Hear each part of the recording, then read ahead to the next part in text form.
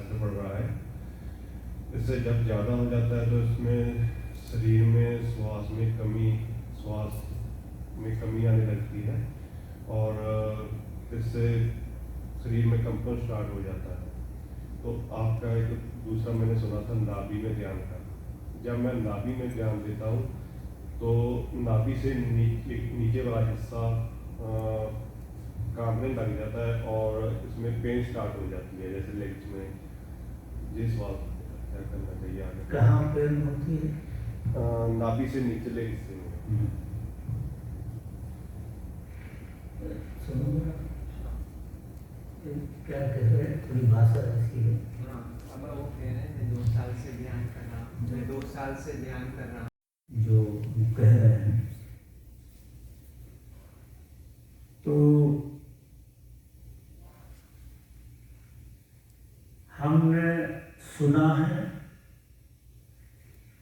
किसी से कि मंत्र का जाप करना चाहिए।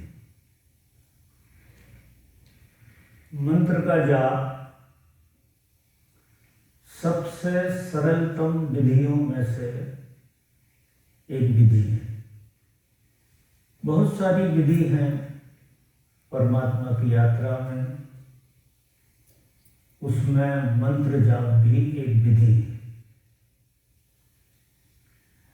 अगर मंत्र को ठीक उसकी लयबद्धता में न किया जाए और जागृत होकर न किया जाए तो मंत्र शरीर में कुछ उपद्रव खड़े करता है। व्यक्ति को पीड़ा हो सकती है, व्यक्ति को कंफ्यूजन हो सकती है, बहुत कंफ्यूजन होने लगेंगे, व्यक्ति को हेलुजन्स होने लगेंगे। अगर उस कोई भी विधि हो, विधि का तरीका होता है, किसी भी विधि का। मंत्र भी एक बहुत अच्छी विधि है, करने में कोई बुराई नहीं, करना चाहिए, जिनको भाता है उनको करना चाहिए। लेकिन जागृति के प्रयोग तो हमने किए नहीं और सीधा मंत्र पे हम आ गए। तो क्या होता है कि जब हम मंत्र जापते हैं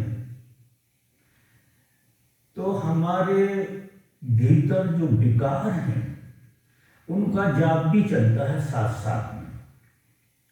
अकेले मंत्र का ही नहीं, मंत्र के साथ और विचार मिल जाते हैं। मंत्र शुद्ध होता है जब जपते हुए केवल मंत्र रहे, दूसरे विचारों की एंट्री उसके अंदर ना हो, केवल मंत्र रहे, तो उसके परिणाम बहुत अच्छे आते हैं। अगर मंत्र के साथ दूसरे विचारों का समावेश भी जुड़ जाता है तो वो ध्वनि कुछ विकृत हो जाती है और जो उसका लाभ होना चाहिए वो लाभ साधक को नहीं मिल पाता और फिर कंफ्यूजन आती है। हमने जिस ढंग से अनुभव किया है उसमें हम आपको थोड़ा सा कहेंगे। आप जब भी मंत्र का जाप करें तो आप आपको जिस तरह से कोई कहे एक ओंकार सतनाम, एक मंत्र ये भी है, एक ओंकार सतनाम। इसके एक एक शब्द के पीछे हमारी जागृति होनी चाहिए। मतलब आप जिस तरह से मैं कह रहा हूं और आप सुन रहे हैं, उसी तरह से आप कह रहे हैं मंत्र और आप सुन रहे हैं साथ में। इससे क्या होगा, मन के दो हिस्से होते हैं। एक हिस्से से हम मंत्र का जाप करते हैं और मन का दूसरा हिस्सा कोई दूसरी चीजों का जाप करता है और वो उसमें मिक्स हो जाता है। अगर आप मंत्र को जपते हुए सुनना शुरू करते हैं साथ में, तो एक हिस्सा मन का जाप कर रहा है और दूसरा हिस्सा मन का उसी समय, जिस तरह से तुम मुझे सुन रहे हो उस तरह से तुम अपने को भी सुनो, तो बर्तन कंप्लीट हो जाएगा। आप जो भी मंत्र जाप कर रहे हो, इससे कुछ लेना देना नहीं, आप कौन सा मंत्र का जाप करते हैं। मंत्र एक तरह की ओंकार की ध्वनि है जो शब्दों में विभक्त हो गई है। बहुत सारे शब्द हैं, तो आपको अगर जाप के साथ सुनने की कला आ जाए, आप जाप भी कर रहे हैं और सुन भी रहे हैं, ऐसी कला अगर आपके लिए आ गई तो ये मंत्र इतना पावरफुल हो जाएगा कि सब साधनाओं से भी ज्यादा परिणाम इसके आ सकते हैं। लेकिन इसके लिए एक साधना जरूरी होती है, तब ये बात घटेगी, सीधी नहीं घटती है ये। इसके लिए भी एक साधना से गुजरना होता है। वो साधना ऐसी है कि मंत्र सफल जब होगा जब आपकी वाणी जागृत होने लगे। आपकी वाणी में सोयापन है, जागृति नहीं है। अधिकतर आप अनुभव करते होंगे, सभी लोग अनुभव करते हैं कि जब वो बोलते हैं तो बेहोश होते हैं। बोलना बेहोशी से निकलता है और उसमें होश की जरूरत, साधारण जिंदगी में बोलने के लिए होश की जरूरत नहीं होती है और बातचीत घंटों चलती रहती है और बिल्कुल होश नहीं होता है बोलने वाले को। तो इसे हम कहते हैं व्यर्थ की चर्चा। वो चर्चा ही व्यर्थ होती है, उसका कोई अर्थ नहीं होता है, क्योंकि वो वाणी जागृत नहीं। आपने वाणी को जागृत नहीं किया और आपने मंत्र का शुरुआत कर दिया। मंत्र के साथ तो जागृति रखना ही है, लेकिन संसार में जो भी व्यवहार में आपको व्यवहार करना है वाणी का, उसमें आपको जागृति लाना पड़ेगी। और जागृति आएगी, आप बोलें और आप अपने को सुने। मैं घंटों बोल सकता हूं बिना मुझे सुने, आप घंटे बोल सकते हैं। हमने हमेशा दूसरे को सुना, खुद तो सिर्फ बोले, वो सुना दूसरे को है, सुनने का ढंग हमारा दूसरे का है, और जब दूसरा बोलता है तो वो भी फिर तुम्हें नहीं आएगा, तब भी तुम बोलोगे। तो कायदे से देखो तो तुम दूसरे को भी नहीं सुन पा रहे हो, क्योंकि तुम साथ साथ बोल रहे हो उसके साथ, तो सुनना कहाँ होगा। वो इतना मिक्स हो जाएगा कि क्या कहा गया था वो आपकी अंतर आत्मा में उतर ही नहीं पाएगा। जैसे ओशो बोलते हैं, आप सुनते हैं, कभी आपने ख्याल नहीं किया कि आप सुनते सुनते बोलते भी जाते हैं, साथ साथ में बोलते। आप अकेला सुनते नहीं, अगर कोई अकेला सुन ले तो सबसे बड़ी टेक्निक सुनने की टेक्निक, सुनने की कला। इस सुनने की कला से ही बुद्ध और महावीर के साथ हजारों लोग ज्ञान को उपलब्ध हुए, सिर्फ सुनने की कला से। कुछ करना नहीं, मात्र सुनना, जस्ट लिसनिंग, बस सुनना, सुनने के साथ बोलना नहीं। अब सुनने के साथ बोलना आपका जब तक जारी रहेगा जब तक आप अपने बोलने को ना सुनने लगो। जब आप बोलेंगे और अपने बोलने को साथ साथ सुनेंगे तो आपकी वाणी जागृत होगी, और वाणी का जागृत हो जाना मनुष्य की अद्भुत उपलब्धि। सबसे ज्यादा शक्ति का व्यय मनुष्य बातचीत में करता है, और 95% बिना मतलब की बात करता है। अब आप जब सुनते हुए बोलेंगे तो आप व्यर्थ की बात बोल ही नहीं पाएंगे, व्यर्थ की बात जागृति में घुस ही नहीं पाएगी। तो बड़ी काम की बात, जितनी जरूरत थी उतनी बात टेलीग्राफी आपके जीवन में आ जाएगी, और जिसकी वाणी सुधर गई, जिसकी वाणी में जागृति आ गई, बेहोशी का जो गढ़ है वो हमारी वाणी है, जो हमें सबसे ज्यादा बेहोश करता है।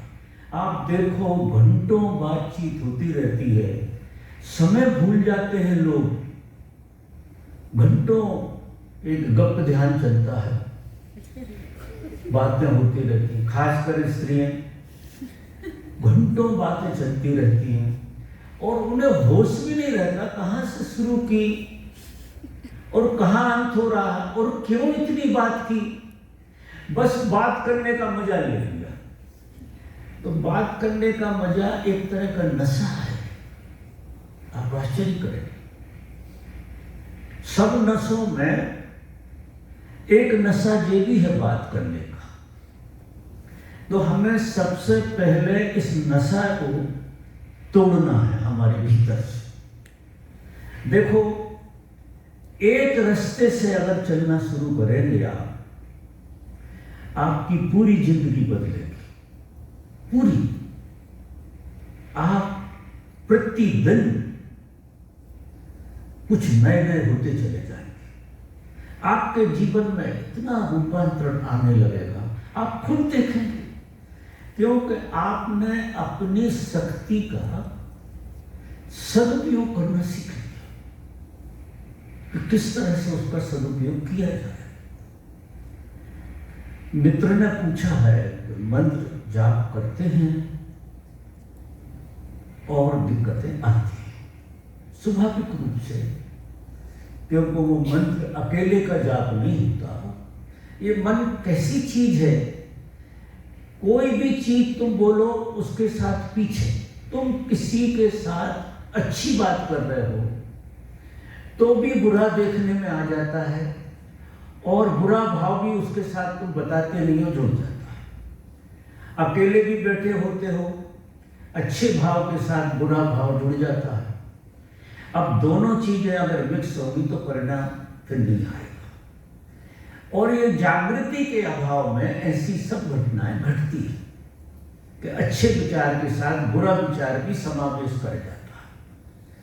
तो फिर लोगों का जीवन मजेदार नहीं होता है, खुशनुमा नहीं होता है। एक बेहोशी की खुशी, जो खुशी नहीं होती, जिसको हम खुशी कहते हैं, खुशी तो नहीं कह सकते क्योंकि उससे तो नुकसान नहीं हो रहा है, फायदा तो नहीं हो रहा, आप अपनी शक्ति व्यर्थ में गंवा रहे। तो मेरा निवेदन है कि कितनी सरल विधि, कितना सरल उपाय, और आपकी इतनी ऊर्जा का व्यय बंद हो जाएगा। और ऊर्जा का व्यय बंद होगा तो शक्ति आपको एक जीवंतता का एहसास कराएगी कि आप कितने जीवंत हैं। आप बहुत जीवंत हैं, आपको किसी चीज की जरूरत नहीं है। परमात्मा ने आपके अंदर अपूर्व शक्ति भर दी है, वो भर कर भेजा है। बस हमें उस शक्ति का सदुपयोग करना है। जैसे जैसे जागृति साधक की बढ़ती है, वैसे वैसे उसके जीवन में आनंद की अनुभूतियां, अगर जागृति से शक्ति आएगी तो निश्चित ही आनंद की अनुभूति देगी। खाने पीने से जो शक्ति आती है वो हमें वासनाओं में काम आती है, जीवंतता नहीं आती उससे। उससे वासनाओं का निर्माण होता है, वो वासनाओं में व्यय होती है। जागृति से जो हमारे अंदर हमारी शक्ति उठती है, वो शक्ति प्रेम बनती है, प्रसाद बनती है, आनंद बनती है। तो हम एक छोटा सा प्रयोग, कल आप यहाँ हैं, मैं भी यहाँ हूँ, आज इस सभा के बाद बस कल तक एक प्रयोग करिए। यहाँ आप किसी से भी बात करें तो थोड़े ठहर कर करिए, थोड़े जागृत होकर करिए, सुनते हुए करिए। आप बात करें और आप अपनी बात को सुने। आप बात करते हैं दूसरे को सुनाने और खुद हो जाते हैं बेहोश, तो उस बात का कोई मूल्य नहीं होता, वो बात पूरी नहीं हो पाती। हम घंटों बात करते फिर भी लगता बात तो पूरी हुई नहीं, होती नहीं है पूरी। तो आप एक प्रयोग करेंगे, आज से शुरू करेंगे कि आप उसमें करिए बात, कोई बुराई नहीं है बात करने, आप करो। अगर होश से तुम कुछ भी करते हो तो कुछ भी करो आप, क्योंकि आप अपनी ऊर्जा को जला के और अपने में लेकर रहे हैं। क्योंकि होश एक ऐसी कीमिया है कि शक्ति सोई हुई किसी प्रक्रिया से जाग रही है, शब्द से जाग रही है, और होश से हम उसका सदुपयोग कर रहे हैं। इसी तरह से बहुत सारे आयाम हैं ऊर्जा को जगने के, जो ऊर्जा जागेगी और फिर उसका आप अगर जागृति साथ में लिए हैं तो फिर उसका सदुपयोग होगा। आप नहा जाओगे, इतने ताजे होगे, कोई अलग से उपाय करने की जरूरत नहीं। जिसमें जो मंत्र जो है ना, जब वाणी जाग जाती है तो घंटों मंत्र जपने की जरूरत नहीं होती है। अगर लयबद्धता में मंत्र आ गया और वाणी जागृत हुई तो आप 15 मिनट भी अगर मंत्र का सही तरीके से जाप करेंगे, वो आपके भीतर के बहुत सारे केंद्रों को खोल देगा। तो मित्र, आप प्रयोग थोड़ा सा अलग ढंग से करो। मैं नहीं कहता कि प्रयोग बदलो। ये जो ऊर्जा तुम्हारी इधर उधर हो रही है और किसी केंद्र में कुछ हो रहा है, वो सब बदल जाए।